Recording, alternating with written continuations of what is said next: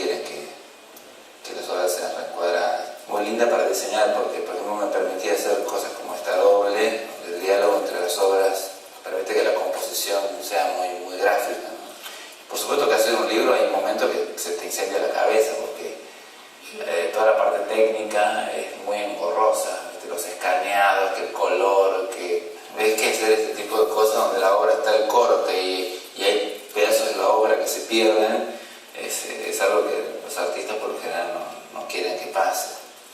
También como él tiene muchas obras con formatos parecidos, entonces eso le da como, y formatos que son múltiplos de los demás también, entonces eso le da un ritmo visual al libro que para mí es muy fácil para trabajar gráficamente, ¿no? Los ordenamos por colores y por texturas, por formas. Bueno, y este es un catálogo que compré ahora en Venezuela de un artista que se llama Soto, un artista cinético. Un catálogo de los 70, es un catálogo viejo, pero que dialoga muy bien con el artista, ¿no? Porque tiene, o sea, con todas las limitaciones de la época, pero mira,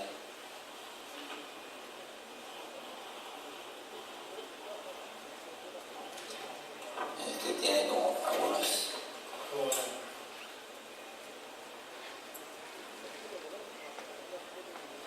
Un artista cinético, entonces el catálogo está hecho con eso. Me gusta este catálogo porque está como vivo, ¿viste? O sea, por eso es un poquito lo que quería conseguir con la tapa del Decámeron, es que tiene, que al verlo y al tocarlo es como una obra de él. ¿Qué diseñadores influyentes? Yo miro muchos diseñadores de los 50, de los 60, Paul Grant, Müller Rockman.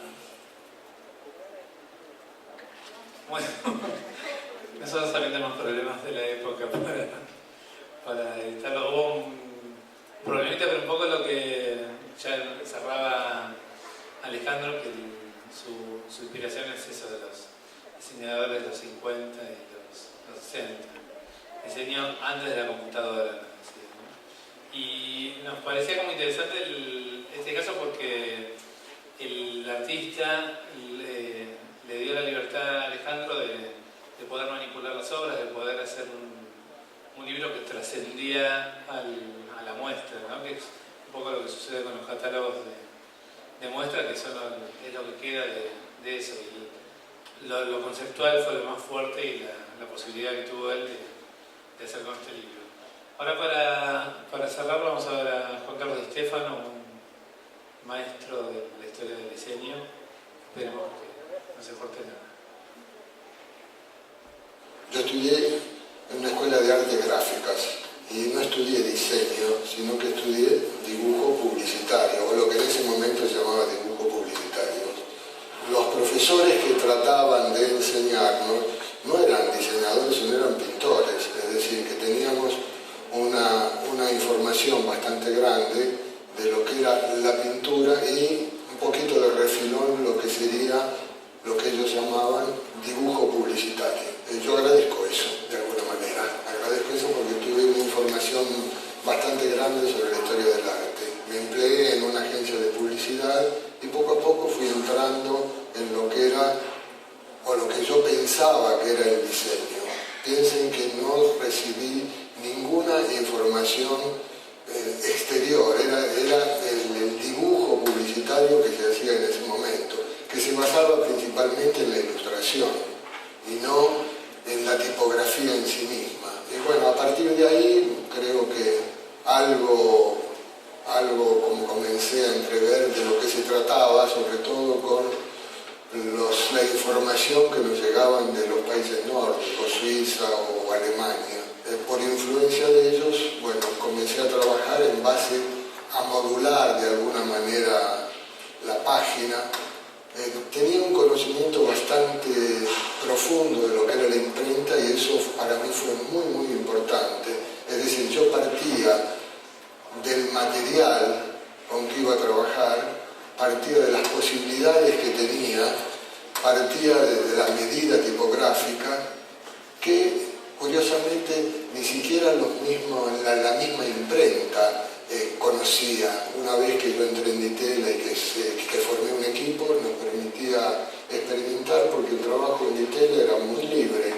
Es decir, venía el problema que había que resolver, el diseño, y bueno, recibían el producto terminado sin saber qué estábamos haciendo, ¿no? Así que era un trabajo ideal.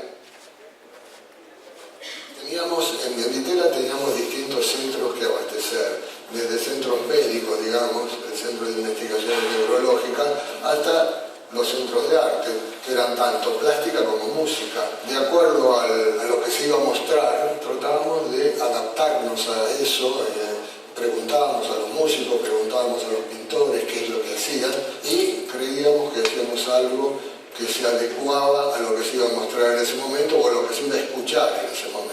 Esto era para un premio Ditela del 67. Este otro, por ejemplo, creo que fue una muestra que fue a Estados Unidos, se llamaba Más allá de la geometría, y se trató de que con el catálogo mismo dar un clima de que sea lo más geométrico posible. Referente de lo que se hizo en Ditela, que fue creo de lo más original que se hizo, yo hablaría del catálogo de surrealismo, que era un catálogo muy artesanal, que tenía tapa de tela, tapa de un género que se llama moiré, creo, negro, una etiqueta abrochada con clips, y bueno, y cada página estaba dedicada a un artista que participaba con una tipografía que pensábamos era la adecuada a ese artista. Había bromas dentro también de ese catálogo, páginas que aparentemente no decían nada, que al girarse, en el celofán, que al girarse sobre la página opuesta se leía. Admirábamos mucho a los suizos, sobre todo, ¿no? Y a los alemanes, también a los polacos por el expresionismo desaforado que tenían, que era lo opuesto a los suizos, que eran duritos y eran austeros y eran, ahora pienso, aburridos. Ese ping-pong entre el máximo expresionismo y el máximo ascetismo, creo que le venía muy bien. Y en cuanto a su labor como diseñador, ¿siguió, hasta qué momento usted siguió ejerciendo? Hasta mi primera muestra de escultura. Habíamos vivido mientras estudiaba todo el primer gobierno peronista, con los afiches peronistas. Y bueno, eran unos afiches muy particulares, muy particulares. Eso fue también muy definitorio en la estética. Claro.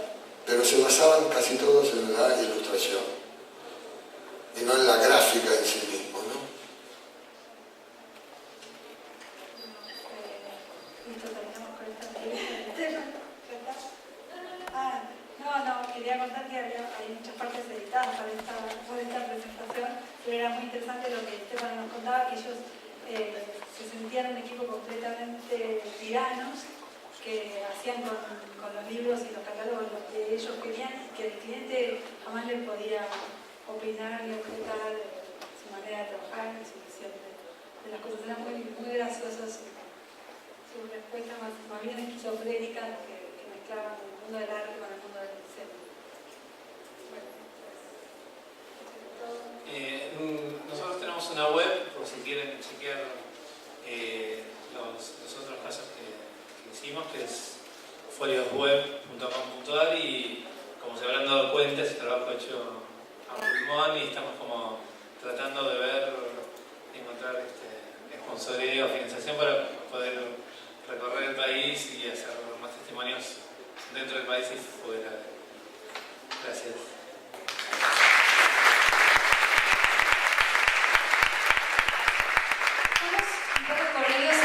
Pero si hay alguna pregunta, alguien que quiera hacer alguna pregunta. ¿No? Cortita. ¿Los videos están subidos en la página o en Vimeo o algo así? Todavía no, pero prontamente. Ni bien solucionemos algunos temas de edición y duración. Bueno, muchísimas gracias Laura y Fabián. Estamos atrasados media hora, si les parece hacemos un break de 15 minutos y regresamos con la charla de Gonzalo Ausa sobre experiencia de usuario y diseño central del usuario. Así que